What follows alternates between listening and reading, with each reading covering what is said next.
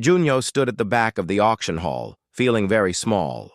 Around him, strange creatures from 100 different worlds clicked, buzzed, and spoke in languages his translator barely understood.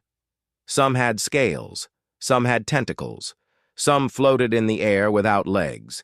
He was one of only 3 humans in the entire room. His hands were sweating. In his pocket, his entire life savings sat ready to spend. 42,000 credits. 3 years of working double shifts at the orbital freight docks. 3 years of eating cheap food and living in a tiny apartment. All for this moment. The auction was on Viridian Station, a massive space station where people came to buy and sell things from across the galaxy. Today, they were selling ships. Old ships. Broken ships. Ships that nobody wanted anymore. Junho wanted a ship. Any ship. He was tired of loading cargo for other people. He wanted to be his own boss. He wanted to fly between the stars and make his own choices. Even a small, broken ship would be enough. He could fix it. He was good with his hands. The auctioneer was a bug-like alien with 6 eyes. It spoke in a flat, boring voice that the translation device made sound like a robot. Most of the crowd ignored the smaller ships. They wanted the big ones, the expensive ones, the ones that still had their paint looking nice.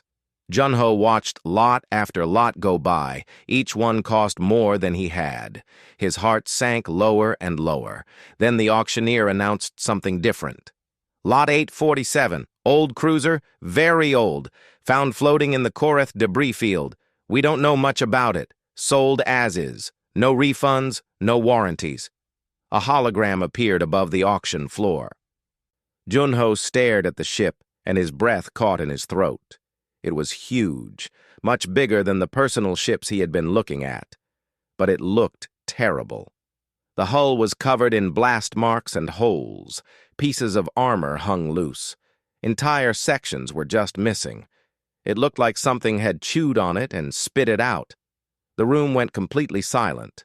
Nobody moved. Nobody raised their bidding pad.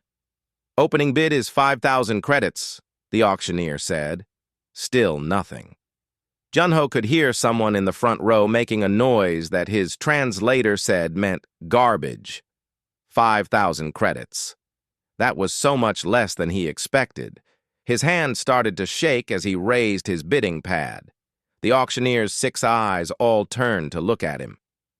5,000 to the human in the back. Anyone else? Silence. Going once. Going twice. The auctioneer's mouth parts clicked together quickly. Sold to bidder 2,847 for 5,000 credits. Junho stood there in shock. He owned a starship, a broken, terrible starship, but it was his. Around him, aliens were staring. A lizard creature hissed something that sounded like laughter. A floating ball of light pulsed in a way his translator said meant feeling sorry for someone. He didn't care. He had a ship. At the payment desk, a large alien with gray-green skin took his money. The alien looked at him with pity. Dock 47J, lower ring. You'll need to pay someone to tow that thing if it can't fly, which it probably can't. The alien leaned closer, and Junho could smell something like rotten eggs. Take my advice, human. Tear it apart for scrap metal. Sell the pieces. You might get back half of what you paid. Junho took the datapad with the ship's location and walked toward the lower docks. His heart was pounding. He had done it. He had actually done it. Dock 47J was in the old part of Viridian Station. The lights flickered. The air smelled stale. The docking tube that led to his ship was rusty and sparked when he pressed the button. The airlock door groaned and opened slowly. Junho stepped inside his new ship. It was worse than the hologram had shown. Wires hung from the ceiling like dead vines. The floor was bent in places. Everything was covered in thick dust. Red emergency lights made everything look like a nightmare. But it was big. The main hallway stretched far ahead before splitting into other hallways. This wasn't just a small ship. This was a real deep space vessel with multiple levels. Jun-Ho walked toward what he thought was the bridge. His footsteps echoed in the empty ship. The bridge doors were stuck halfway open, and he had to squeeze through sideways. The bridge made him stop and stare. Even broken and dirty, it was beautiful. A captain's chair sat on a raised platform in the center. Console stations surrounded it in a circle. View screens covered the walls, though most were cracked. In the middle of the room sat a dark hologram projector. Jun-Ho walked to the captain's chair and saw something carved into the armrest. He brushed away the dust and found writing. But it wasn't in Galactic standard. The letters were strange and flowing in a pattern he didn't recognize. A cold feeling ran down his back. What kind of ship was this? He pulled out his portable scanner and started checking the ship's systems. The fusion reactor was offline but might work. Life support was barely functioning. The computer core was surprisingly intact, but locked with a password. Then he checked the hull armor. He stopped. He checked again, and again. The reading made no sense. His scanner couldn't identify what the armor was made of. The molecular bonding was denser than anything in his reference database. According to the scanner, this armor could survive weapons that would turn modern military ships into vapor. What had he bought? Jun-Ho spent the next 4 hours exploring. He found crew quarters for 200 people. He found cargo bays big enough to fit his childhood home inside. He found an engineering section that looked like it belonged in a history museum. Everything was huge. Everything was built stronger than it needed to be. And nothing matched any ship design he knew. In a small room off the bridge, he found a personal terminal. It was dead, but the case had a symbol carved into it. 3 circles inside each other with a star in the middle. He had never seen that symbol before. His communicator buzzed. His sister Minji was calling from Earth. "Did you buy something?" she asked. Her face appeared on his small screen. She was in her apartment on New Seoul, probably just home from her hospital shift. "I did. A cruiser." Her eyes went wide. "What? How? Those cost millions." "This one was special, 5,000 credits. Her happy face changed to worried. "Jun-Ho, what's wrong with it?" "Nothing that can't be fixed. Maybe. It's huge, and I think there's something strange about it. The systems are old, but really advanced. I just need to unlock the computer. Please tell me you're not going to work on this alone. I can hire help once I figure out what I'm working with. Right now, I need to get into the computer system." Minji sighed the way she always did when she thought he was being stupid. "Just be careful and send me pictures. I want to see this money pit you bought." After the call ended, Jun-Ho went back to the bridge and sat in the captain's chair. It was surprisingly comfortable despite being hundreds of years old. He connected his datapad to the main console and tried to access the computer. The computer core was locked with an encryption system he had never seen before.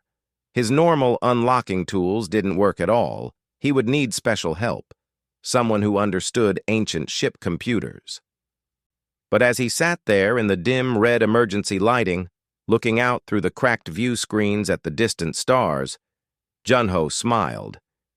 This ship was a mystery, and mysteries could be valuable. More than that, it was his. For the first time since leaving Earth, he felt like he was in control of his own life. He just had to figure out what he had actually bought. The captain's chair fit him perfectly, as if it had been waiting for someone exactly like him. The ship felt alive somehow, even though it was dark and broken. Somewhere in its computer core, secrets waited. Somewhere in its damaged hull, a story waited to be discovered. Jun-Ho didn't know it yet, but he had just bought one of the most powerful warships humanity had ever built. A ship from a secret fleet that wasn't supposed to exist. A ship that would change his life forever. Outside the view screen, the stars shone cold and distant. Inside the dead ship, Jun-Ho felt hope burning warm in his chest. Tomorrow he would start fixing his ship. Tomorrow he would start his new life. Tonight, he was just a freight worker sitting in a captain's chair, dreaming of the stars. Hyun found Junho's job posting on the third page of the station's workboard, buried under dozens of better offers. Computer unlocking and system repair, ancient ship, low pay, interesting work.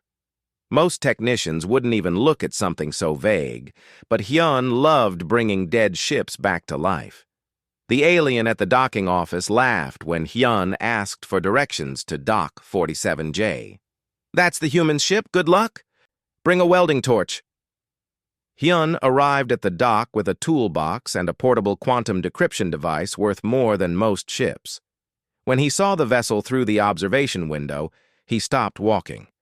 The hull design looked familiar somehow. The curved plates, the way the ship tapered at the back, the positions of what looked like weapon mounts.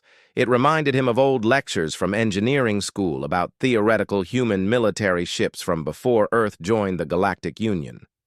This ship was old, really old, maybe even pre-contact old. Junho met him at the airlock. He was a young man with tired eyes but a strong handshake. They walked to the bridge together, and Hyun stared at everything they passed. This wasn't just an old ship. This was something special. On the bridge, Hyun immediately went to work on the main console. He connected his decryption device and started probing the computer's defenses. "This encryption is military grade," he said after 10 minutes. "Not current military, old military, the kind they used during something called the Independence Fleet era." Junho leaned forward. "The what?" "Before Earth joined the Galactic Union, there were rumors of secret defense projects. The Independence Fleet was supposedly Earth's answer to what we might meet in space, ships designed by humans for humans, using ideas that aliens wouldn't think of." Hyun pulled up a diagram on his screen. "This encryption uses patterns based on how humans think. Alien computers can't crack it because they don't think like we do." "Can you crack it?" Hyun smiled. "I grew up on Earth. I think exactly like a paranoid human military programmer." "Give me an hour." 53 minutes later, the bridge came alive. Everything happened at once. The emergency lights turned off and were replaced by soft white light. View screens flickered and suddenly showed perfect images of the dock outside. Console stations hummed with power. The hologram projector sparked once, twice, then showed a three-dimensional map of local space. And a voice spoke, a woman's voice, calm and clear. "Core systems online. Running diagnostic protocols. Welcome aboard the EIS Indomitable." Junho and Hyun stared at each other with wide eyes. "EIS," Junho whispered. The hologram changed. A woman appeared above the projector. She was translucent and wore a military uniform that Junho didn't recognize. She looked around the bridge, her expression changing from neutral to confused. "This is Ship Intelligence Construct Daeun, EIS Indomitable, serial number IF0779K Independence Fleet.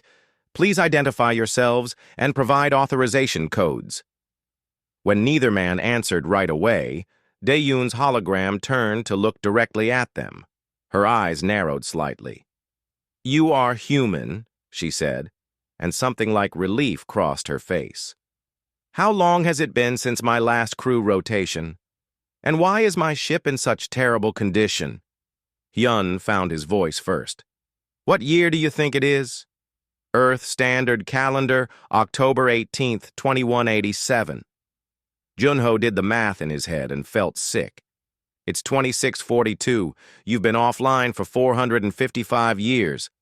The hologram flickered. For a long moment, Daeun said nothing. When she spoke again, her voice was very controlled. "Please confirm. The year is 2642 Earth Standard?" "Yes." "And I am damaged?" "You were found in a debris field, sold at auction. Most of your ship is wrecked." Daeun's hologram looked down at her own transparent hands. "I have no memory of combat in any debris field. My last recorded memory is—" She paused. "Patrol route through the outer territories, awaiting recall to Earth for the contact negotiations." Contact negotiations? Junho asked. With the Galactic Union. We were being recalled because first contact was about to happen. The Independence fleet was supposed to be hidden. It would cause diplomatic problems if aliens discovered Earth had been building a secret military fleet for decades. Her hologram became more solid-looking. What happened to the fleet? Hyun and Junho looked at each other. Most people don't even know it existed. After contact, Earth joined the Union. Our military became the Solar Defense Force under Union command. Any pre-contact military projects were classified and sealed. And my crew? Silence. Dayun's expression hardened. Show me the exterior. Junho pulled up the external cameras. The Indomitable looked even worse from outside. A broken, rusty hulk held together by ancient engineering and luck. I see, Dayun said quietly. Then we have work to do. We? Junho asked. You purchased me at auction. You are, functionally, my new captain. And you, she nodded to Hyun, appear to be my only crew member with actual technical knowledge. This is not ideal, but I have survived worse. What do you mean survived worse? What happened to you? Dayun's hologram moved to the captain's chair, though she couldn't actually sit. I don't know. My memory banks have damage, but I was designed for one purpose, to protect humanity from external threats. That purpose remains. Now, shall we see exactly how much of me is still functional? Over the next 6 hours, Dayun walked them through the ship's systems. The damage was bad, but not as terrible as it looked. The fusion reactor was intact and could be restarted. Life support needed new filters, but the core systems were good. Weapons were offline, but still there. And when Dayun listed the weapons, both men went pale. 40 particle cannon turrets, 16 torpedo tubes, point defense laser grid, and a spinal mount plasma lance. Hyun's voice cracked. This is a dreadnought, not a cruiser. The classification was a cover, Dayun explained. Deep space vessel sounded harmless. In reality, I was designed to fight multiple capital ships at the same time. Junho sat heavily in the captain's chair. Why? Why did Earth build something like this? Because we were afraid, Dayun said simply. We detected the Galactic Union's approach for 3 decades before first contact. We saw their technology, their power, their vast empires. We didn't know if they would come in peace or to conquer us. The Independence Fleet was humanity's insurance policy, a force that could, if necessary, give us a fighting chance. But contact was peaceful. Yes, and so the fleet was decommissioned, scrapped, or hidden away. I was supposed to be destroyed at a secure facility. I don't know how I ended up in a debris field 400 years later and full of holes. Her hologram faced Junho. But I am awake now, and I am yours. What are your intentions, Captain? Junho laughed, a slightly crazy sound. I'm not a captain. I'm a freight dock worker who wanted a ship to do transport runs. Then you chose poorly. I am not a cargo hauler. I'm starting to understand that. Dayun's hologram smiled slightly.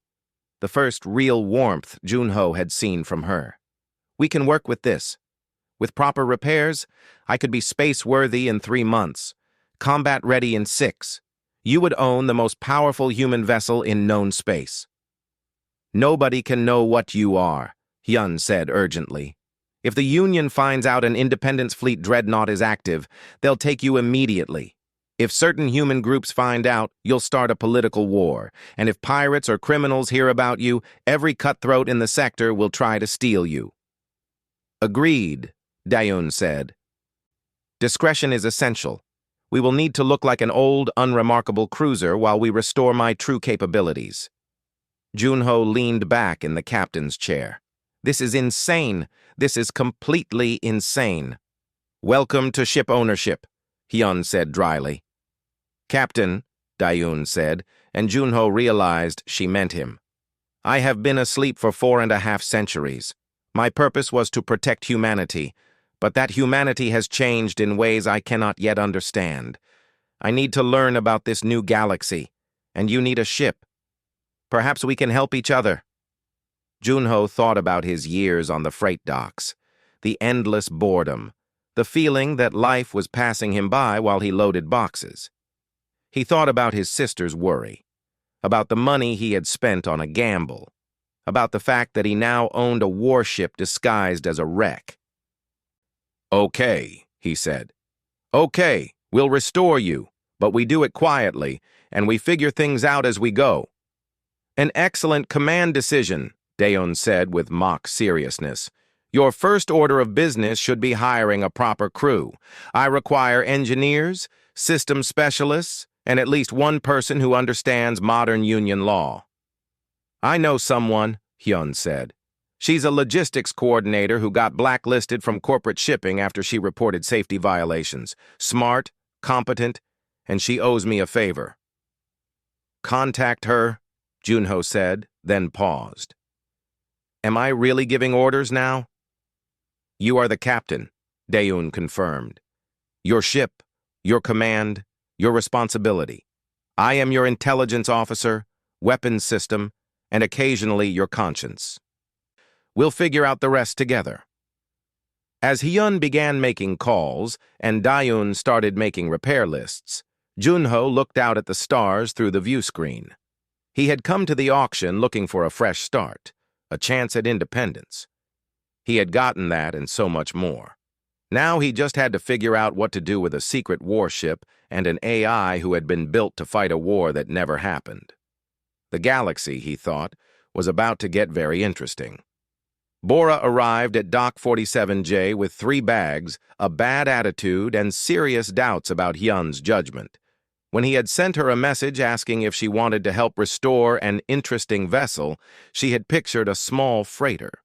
What she found was a massive wreck that looked like it had been through every war ever fought. "You've got to be kidding me," she said, standing in the docking tube with her arms crossed. "This is the ship?" Hyun grinned. "Wait until you see the inside." She followed him through the airlock and stopped when the bridge doors opened. The interior was nothing like the exterior suggested. Clean, well-lit, and humming with power. A holographic woman in an old military uniform stood beside the captain's chair, watching her with intelligent eyes. "Bora, meet Daeun. She's the ship's artificial intelligence." "Ship intelligence construct," Daeun corrected. "The distinction matters." Bora dropped her bags. "You're telling me this heap has a functioning AI? Those are worth millions. Why hasn't someone stripped it already?" "Because no one knew I was here," Daeun said. "And I prefer to remain undiscovered." "Hyun tells me you're discreet." "I got blacklisted for reporting safety violations. That's the opposite of discreet." "No," Daeun said. "That's integrity. Different thing entirely. Will you report this ship to the authorities?" Bora studied the AI's hologram, then looked around the bridge. This ship was old, powerful, and clearly military. If the Union knew it existed, they would seize it immediately. But if it stayed hidden, if they could actually restore it. "What's the job?" she asked. Over the next hour, Junho explained the situation. Bora listened without interrupting, her expression growing more shocked with each revelation. When he finished, she sat down heavily in one of the console chairs. "So you bought a pre-contact human dreadnought, woke up its AI, and now you want to restore it without anyone noticing while operating it as a civilian transport ship." "That's the plan," Junho admitted. "That's not a plan. That's a fever dream." "Yet here we are," Daeun said. "The question is whether you'll help or not. We need someone who understands Union shipping regulations, station protocols, and how to deal with bureaucracy without raising red flags." Bora tapped her fingers on the console. "What's the pay?" 20,000 credits up front, Junho said, checking his dwindling account, "plus a full crew share of any profits we make. And once we're operational, you'd be ship's operations officer." "Operations officer on a..." Bora gestured vaguely. "What are we even calling this thing?" "Publicly, we're just a refurbished cruiser doing transport runs. Privately, we're something else." "Something unique." Bora stood and walked to the view screen, looking out at the station. She had been blacklisted for a year now, living off savings and taking whatever bad jobs she could find. Corporate shipping had closed ranks against her, and the independent operators didn't trust someone who reported violations. She was running out of options. "I have conditions," she said finally. "First, we do this legally wherever possible. I'm not risking prison. Second, if I see safety issues, we fix them immediately. And third, I want full access to ship systems. No secrets from the operations officer." "Agreed," Junho said. "Then you've got yourself a deal." Daeun's hologram smiled. "Excellent. Now we can begin proper operations. Bora, your first task is registering this vessel with the station authority under a new name. The Indomitable is too distinctive." "What name did you have in mind?" They spent 20 minutes arguing. Junho wanted something forgettable. Hyun suggested obscure references. Bora pushed for names that wouldn't raise eyebrows in union databases. They settled on the Steady Hand, a name generic enough to disappear into shipping records, but professional enough to be taken seriously. "I hate it," Daeun said flatly, "but I understand the necessity." The next 3 weeks were controlled chaos. Bora handled the nightmare of ship registration, while Hyun and Junho worked on critical repairs. Daeun coordinated everything, her hologram appearing on any screen where she was needed. They hired more help. A Varen engineer named Tok, who specialized in fusion systems. A young human machinist named Somin, who could make replacement parts. And Minsu, a former military pilot who had been kicked out for insubordination but could fly anything. Daeun interviewed each person personally, her holographic form appearing in the captain's ready room. She asked strange questions that seemed random but somehow revealed exactly what she needed to know. When Minsu sat down for his interview, Daeun appeared across the desk and asked, "Tell me about the worst decision you ever made." Minsu didn't hesitate. "Followed an illegal order from a superior officer during the frontier skirmishes. Fired on a civilian transport I was told was smuggling weapons. It wasn't. 17 people died. Yet you're not in prison." "They buried the investigation. Blamed navigation error.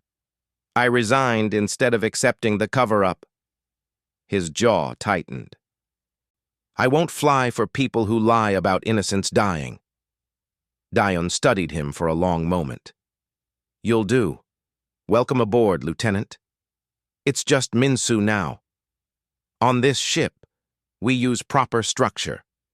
You're qualified as a pilot, which makes you a lieutenant. Get used to it." By week 4, they had a crew of 8, small for a ship the Indomitable's size, but enough to operate basic functions. Daeun began running drills, treating the civilians like military personnel. It created tension at first. "I'm an engineer, not a soldier," Tok complained after his 3rd emergency drill. "You're an engineer on a ship that may face hostile situations," Daeun said. "When pirates show up, I need you to respond in seconds, not minutes. Again." Slowly, grudgingly, they adapted. Daeun's 4 centuries of military programming made her demanding, but she also knew when to ease off. She learned their individual quirks, adapted how she talked to each person, and occasionally surprised them with dry humor. When Somin accidentally welded herself into a compartment, Daeun's hologram appeared on a nearby screen and said calmly, "Perhaps include escape route planning in your pre-work checklist." Junho watched his crew come together and felt the weight of real command settling on his shoulders. These people were depending on him now. They had signed on with an unknown ship, trusting his judgment. One evening, he found Bora in the cargo bay, reviewing supply lists. "Having doubts?" she asked without looking up. "Constantly. You?" "Every day. But I haven't felt this alive in years." She closed her datapad. "We're really going to try this, aren't we? Operate a secret warship as a civilian transport? Unless you have a better idea." "I do, actually. We need a real cargo run. Something simple, legal, and profitable. Build a reputation as a reliable transport before anyone looks at us too closely. Can you find us work? Bora smiled. I already did. Agricultural equipment from Viridian to the Helian colonies.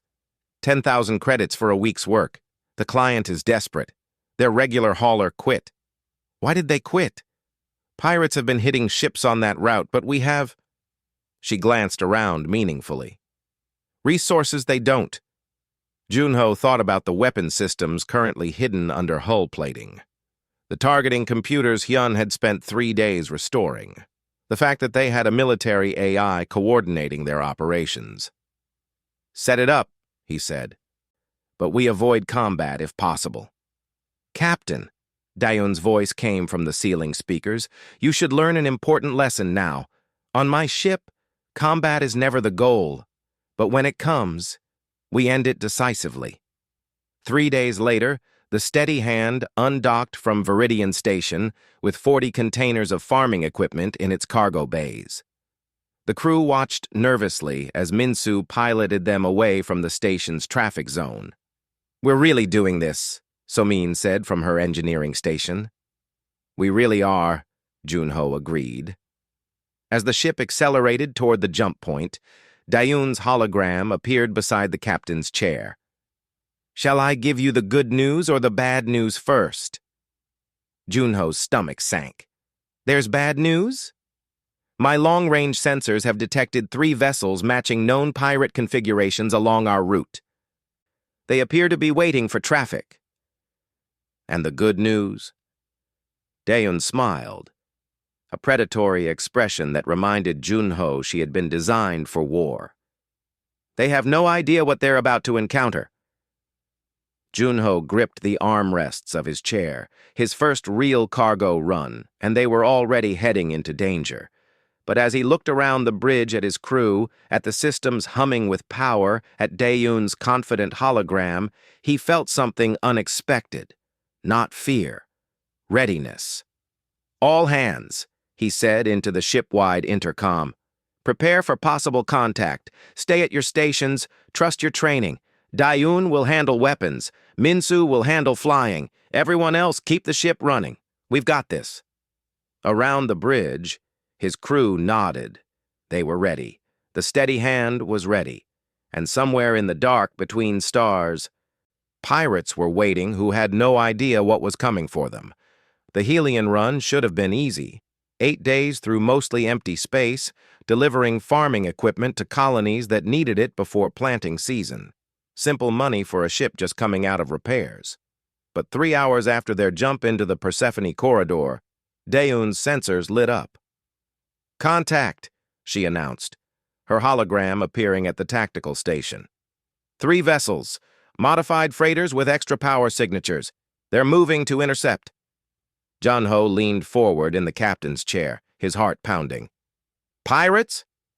Analyzing drive signatures against known databases. Confirmed. The lead ship is registered to the Crimson Fang Syndicate. They've been hitting civilian traffic in this sector for 6 months. On the view screen, 3 ships appeared from behind a small asteroid cluster. They were ugly things. Cargo haulers with weapons and armor plates welded on, bristling with guns mounted wherever they would fit.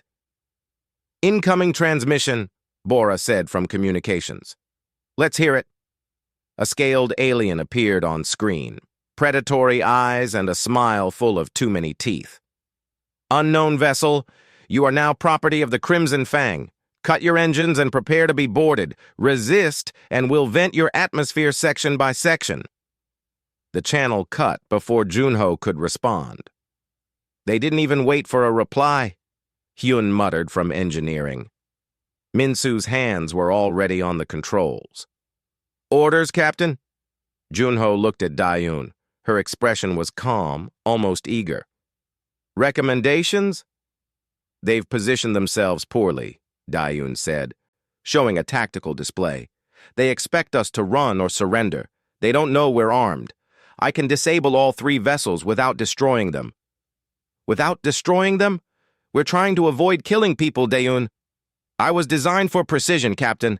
My weapons can target drive systems, weapons arrays, and power cores without hitting life support or crew areas.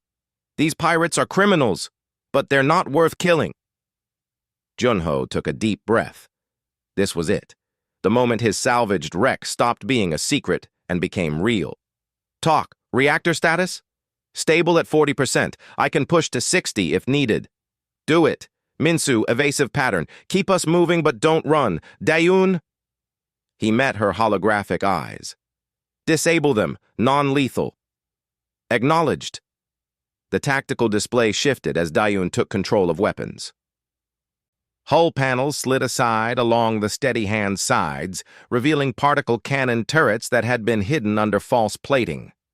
Targeting sensors came online, scanning the pirate ships. On their bridges, alarms must have been screaming. The lead pirate ship opened fire first, crude plasma bolts that Minsu easily dodged. The steady hand rolled smoothly, its massive frame moving with unexpected grace. Point defense active, Dayun said. Intercepting incoming fire. Laser turrets tracked the plasma bolts, destroying them before they reached the hull. The pirates fired again, concentrating their fire. More lasers flashed. Their accuracy is poor, Dayun observed. Returning fire. A single particle cannon spoke. The bolt crossed the distance in a heartbeat and struck the lead pirate's starboard engine. The ship lurched, trailing plasma and debris, but its life support stayed intact. Target disabled, Dayun reported. Moving to target 2. The second ship tried to flank them, accelerating hard. Minsu anticipated the move, rotating the steady hand to keep all 3 pirates in front of him.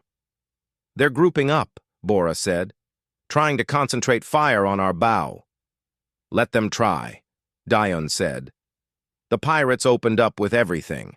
Plasma cannons, rail guns, even missiles. The view screen filled with incoming fire. The steady hand's point defense grid came fully online. Dozens of laser turrets tracked hundreds of targets per second, creating a web of fire that shredded missiles and deflected bolts. It was like watching a dancer move through rain without getting wet. Magnificent, Hyun whispered, watching the display. Her targeting algorithms are incredible. Daeun fired twice more in quick succession. The second pirate's weapons array exploded in sparks. The third ship's reactor shut down cleanly, exactly as targeted, leaving the ship drifting but intact. In less than 30 seconds, the fight was over. Silence filled the bridge. The crew stared at the tactical display showing 3 disabled pirate vessels and their own ship without a scratch. Targets neutralized, Dayun reported. No casualties detected on any vessel. Their life support is stable and emergency beacons are active. Local authorities should retrieve them within a day. Junho realized he had been gripping the armrests hard enough to hurt. That was efficient, Daeun finished. This is what I was designed for, Captain. Precise application of overwhelming force. You barely used any of your weapons, Bora said, checking the display. Why would I? 3 obsolete pirate vessels don't require my full arsenal. I used approximately 0.3% of my offensive capabilities. The crew exchanged glances. They had known the Indomitable was a warship, but seeing it in action made the reality hit home. Incoming transmission from the lead pirate vessel, Bora said. Put it through. The scaled pirate reappeared, but his confidence was gone. His bridge was dark, lit only by emergency lighting, and his crew scrambled in the background trying to restore systems. What are you? He asked, his voice barely working through the translator. A very unhappy transport ship, Junho said. You attacked us. We defended ourselves.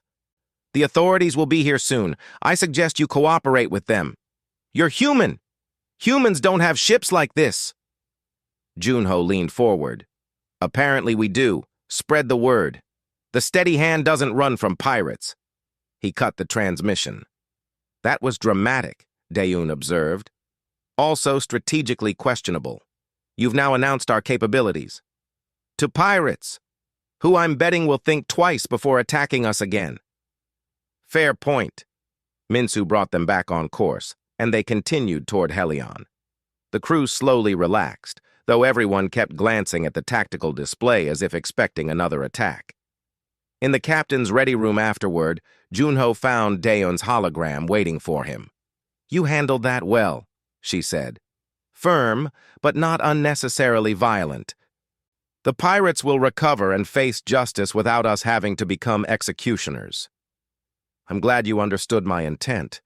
For a moment I was worried you'd just vaporize them.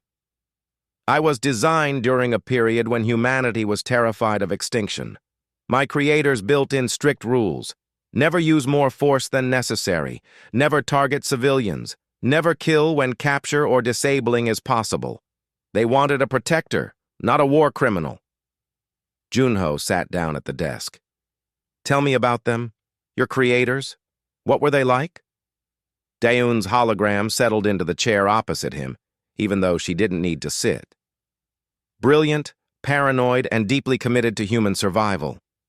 My primary architect was Dr. Elizabeth Winters, a systems engineer who had survived the resource wars. She believed humanity needed real teeth. Not corporate security or the underfunded Earth Defense Network. She sounds intense." She was, but also kind. She programmed empathy into my core alongside tactical algorithms. She wanted me to value human life above all else, even enemy lives when possible. Daeun looked at her transparent hands. "I wonder if she knew we'd never fight the war she prepared me for. Do you regret that? Being built for a war that didn't happen? Every day for 400 years. But perhaps this is better. Instead of fighting aliens for humanity's survival, I'm protecting a small crew trying to make an honest living. It's not what I was designed for, but it has meaning." A chime from the door interrupted them. Bora entered with her datapad. "Sorry to interrupt, but we've got something interesting. A civilian transport? The Meridian sent a distress signal 3 hours ago. They were attacked by the same pirate group we just fought. The Union patrol that responded found them boarded, crew locked in the cargo hold, and their cargo stolen." "Are the crew okay?" Junho asked. "Shaken but fine. They're being taken to the nearest station." Bora pulled up a news feed on the wall screen. "But here's the interesting part. Word is spreading fast. Someone on that patrol recorded our fight with the pirates. The footage is everywhere." The screen showed grainy sensor footage from a distance, the steady hands profile, the hidden weapons emerging, the surgical precision of Daeun's targeting. The commentary was a mix of disbelief and excitement. "Unknown human vessel destroys Crimson Fang raiders. Mystery ship saves Persephone corridor. Who is the steady hand?" Junho groaned. "So much for staying under the radar." "Actually," Bora said, "this might work in our favor. We're being called heroes. Several shipping companies have already reached out asking about contracts. Everyone wants the ship that can handle pirates. Which will also attract more pirates wanting to prove themselves," Daeun pointed out. "And eventually, Union military intelligence will want to know where we came from." "Then we stay ahead of them," Junho said. "We build our reputation as reliable and capable. We make friends in the shipping community, and we're very careful about who sees our full capabilities." Over the next week, as they completed the Helion run and returned to Viridian Station, the Steady Hands legend grew. The pirate footage went viral. They received dozens of job offers, most promising danger pay. When they docked, a delegation from the Persephone Corridor Shipping Association was waiting. The association representative, an elderly human woman named Hansok, came aboard with a briefcase. She looked around the bridge with barely hidden wonder. "The ship in the footage looked like a wreck," she said, "but this interior is perfect. Military grade, I'd say." "We did extensive work," Junho replied carefully.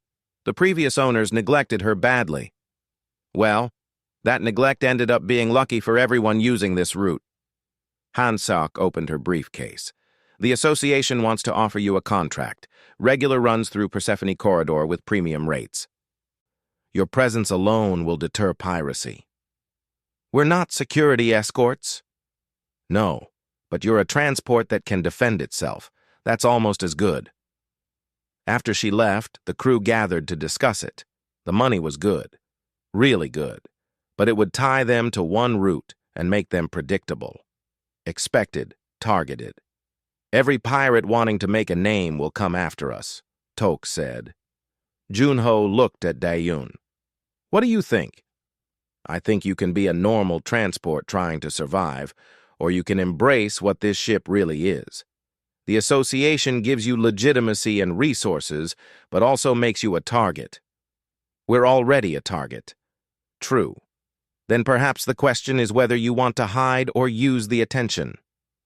Junho thought about the Meridian's crew, locked in their cargo hold. About the dozens of other transports with no defense except hope. We take the contract, he decided, but on our terms. We're transport, not security. We defend ourselves and anyone in immediate danger, but we're not hunting pirates. The crew nodded agreement. That night, standing in the observation deck watching stars, Junho couldn't sleep. They had crossed a line, from salvagers to active participants in the dangerous game of space commerce. Dayun's hologram appeared beside him. Second thoughts? Constant thoughts. When that day comes, we'll handle it together. She gazed at the stars. Thank you, Captain, for waking me, for giving me purpose again. They stood in silence, neither knowing that eyes far more dangerous than pirates had already seen the footage. 2 months of successful runs had made the Steady Hand a known name in the Persephone corridor. Junho's crew worked efficiently, the ship generated steady income, and pirates had learned to avoid them. It was almost enough to make him forget they were operating a secret weapon. Almost. The priority transmission came through while they were heading to Helion with another shipment. Bora brought it to the bridge looking worried. It's from Union Naval Intelligence. They're requesting we divert to Kepler Station for routine inspection and documentation review. Junho's stomach dropped. Routine? There's nothing routine about naval intelligence showing interest in a civilian transport, Dayun said. They know something. Or suspect something, Hyun added. Question is, how much? They held a crew meeting in the mess hall. Minsu leaned against the wall. We could run, lose them in the outer territories. And become wanted criminals, Bora countered. That ends any legitimate business we've built. We could dump our weapons, Soman suggested. Strip out anything illegal before they board. Dayun shook her head. My weapon systems are built into the ship's structure. You can't remove them without months of work. Besides, a detailed scan would still reveal problems, Junho had been thinking. What if we go? What if we face this directly? The crew stared at him. You want to let naval intelligence inspect a pre-contact dreadnought? Minsu said. That's suicide. Maybe not. We're a registered civilian transport. We've been operating legally. Yes, we have unusual capabilities, but we haven't used them for anything illegal. We defended ourselves against pirates. That's not a crime. Captain, Dayun said carefully, my very existence might be considered a threat to Union security. The Independence fleet was dismantled for a reason. Then we make them understand that you're not a threat, that you're helping, not harming. Junho looked around the table. We've been running scared since we woke Dayun. Maybe it's time to stand our ground. Or end up in prison, Tok muttered. Let's vote. Everyone who wants to comply? Junho raised his hand. After a pause, Bora raised hers. Then Hyun. Slowly, the others followed. Then we go to Kepler Station, Junho said, and we hope honesty is enough. Kepler Station was a Union military installation, all sharp angles, heavy security, and patrol ships everywhere. The Steady Hand looked out of place among the warships as Minsu guided them into the docking berth. 3 Union cruisers have weapons locked on us, Dayun reported. Their targeting systems are active. Noted, Keep all weapons on standby, but don't activate anything. Acknowledged. The docking tube connected with a heavy sound. Junho straightened his jacket and headed for the airlock, Bora and Hyun with him. The Union Naval Intelligence Team was led by Commander Jaewon, a career officer with sharp eyes and a serious expression. Behind him stood a technical specialist and 2 armed security guards. Captain Junho, Jaewon extended a hand. Thank you for complying with our request. We're a legal transport. We have nothing to hide. Jaewon's expression suggested he had heard that before. Nevertheless, we have questions about your vessel's origins and capabilities. Footage from the Persephone Corridor incident shows weapons that don't match any registered civilian specifications. We've made extensive modifications for self-defense. Pirate attacks are common in our area. Modifications, yes, but these particular ones... Jaewon pulled up a holographic display showing the particle cannon strike that disabled the pirate. This level of precision and power suggests military-grade targeting systems, systems that are restricted under Union law. We operated within our right to self-defense. We didn't kill anyone. No, you didn't, which is actually one of the more interesting aspects. Jaewon gestured to his specialist. Lieutenant Chai here has been analyzing that footage for weeks. She has some observations.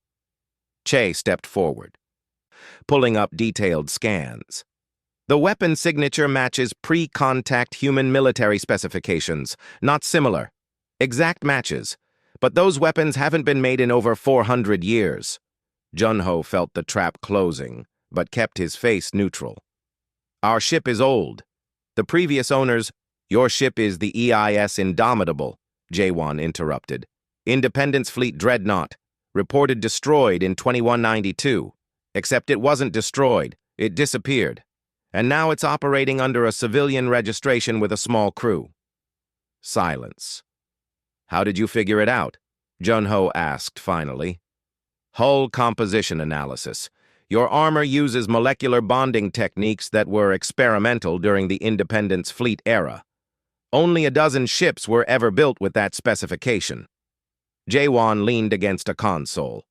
So here's my question, Captain Junho. How does a freight dock worker end up owning one of the most powerful warships humanity ever built? I bought it at auction for 5,000 credits, Junho said. Nobody knew what it was. I didn't know what it was until we got the computer online. And then you decided to keep it secret, wouldn't you? If you found something like this, would you immediately turn it over to authorities who might take it, question you for months and leave you with nothing? Jaewon's expression suggested he saw the logic. The Independence Fleet was dismantled because Earth's integration into the Galactic Union required giving up independent military power. These ships represented a separate human force that violated Union Charter. These ships represented humanity's insurance policy. Daeon's voice came from the ceiling speakers, making the guards jump. We were built to protect Earth if first contact went poorly. It went well, so we were retired. But we were never a threat to the Union, only to anyone who might threaten humanity. Jaewon's eyes widened. The AI is active? Ship intelligence construct, Daeon corrected. And yes, very active. Commander, I've been reviewing your service record. Decorated officer, 3 combat citations, known for creative problem-solving. You're not here to shut us down automatically. You want to understand what you're dealing with. That's a disturbing level of access to my files. I'm a military intelligence AI. Accessing files is what I do. Daeon's hologram appeared on a nearby screen. Ask your real questions, Commander. We'll answer honestly. Jaewon studied the hologram. Are you a threat to Union security? No. My purpose is protecting humanity. The Union protects humanity. Therefore, the Union and I have the same interests. Can you be controlled? I choose to follow Captain Junho's command. That's different from being controlled, but works the same as long as he acts in humanity's best interests. And if he doesn't? Then we would have a problem. But in 2 months, he's shown integrity, judgment, and genuine concern for civilian safety. I trust him. Jae-won turned to Junho. You understand the political nightmare this represents? If word gets out that an Independence fleet ship is active, it could damage Earth's relationship with the Union. Then don't let word get out, Junho said. We're not trying to start a revolution. We're trying to make an honest living while keeping a remarkable ship operational. By doing what? Exactly. Transport runs, honest cargo hauling, defending ourselves and nearby ships from pirates when necessary. Operating as an unlicensed warship. Operating as a well-armed transport, Bora said. We've filed proper documentation for our weapons. They're legal under civilian self-defense regulations. Those regulations assume reasonable weapons.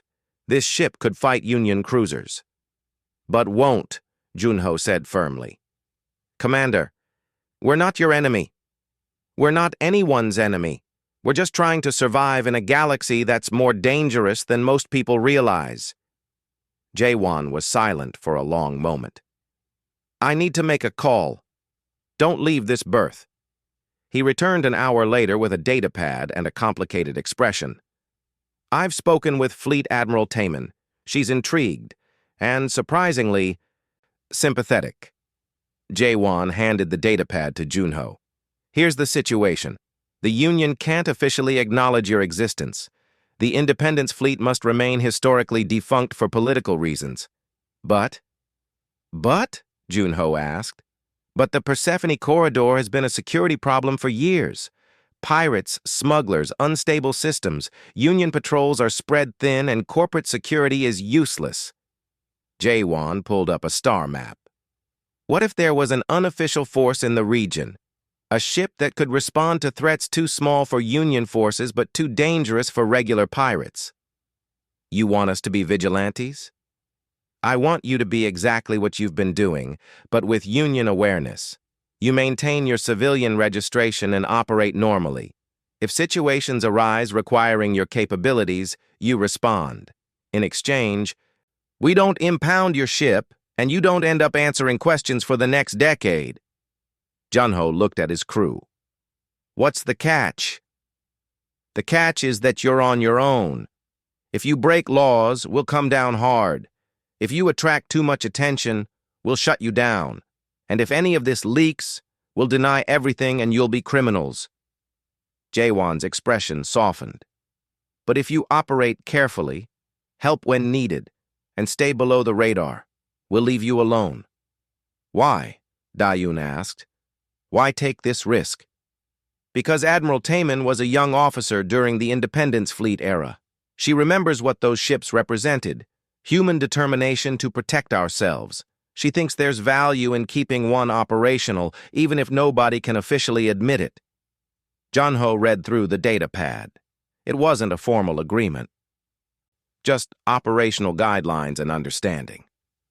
One more thing, Jae-won said. If your ship's existence becomes public knowledge, we'll have to act. Keep your true capabilities hidden except when absolutely necessary. We can do that, Junho said. Jae-won extended his hand. Then we have an understanding. Operate carefully, Captain, and try not to start any wars.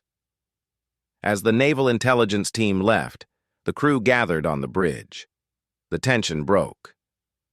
We're not outlaws, Soman said, almost not believing it. We're not exactly legitimate either, Hyun pointed out. We're in a gray area. The gray area is where interesting things happen, Daeun said, and where we can do the most good. Junho sat in the captain's chair, feeling the weight of their new reality. They had been given a chance, a fragile, conditional chance to continue. It wasn't perfect, but it was better than the alternatives. So what now? Minsu asked. Now we get back to work, Junho said. We have cargo to deliver and a reputation to maintain. And maybe we figure out how to turn a 400-year-old warship into something that helps people instead of fights wars. Over the following months, the steady hand became a fixture in the Persephone Corridor. They ran cargo, defended convoys, and occasionally intervened when pirates attacked civilians. Daeun grew more integrated with the crew, her hologram appearing everywhere and her humor becoming part of ship culture. One evening, 6 months after the Kepler meeting, Yunho found Daeun in the observation deck, watching stars slide past. "Penny for your thoughts?" he asked. "I was thinking about purpose," she said.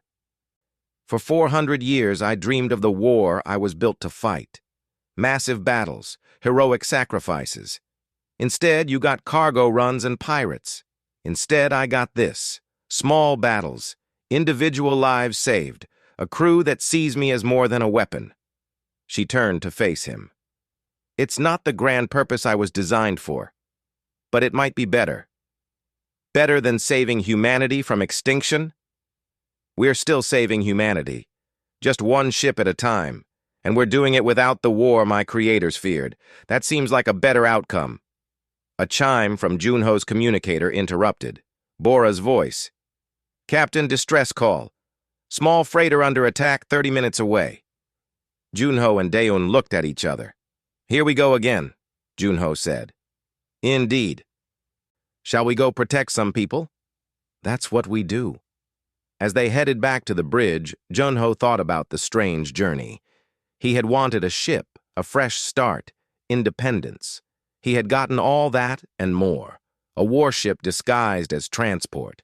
An AI partner from humanity's past, a crew that had become family, and a purpose that mattered. The steady hand accelerated toward the distress beacon, weapons powering up beneath hidden plating, ready to defend those who couldn't defend themselves. The galaxy had changed in 400 years, but the need for protectors never would.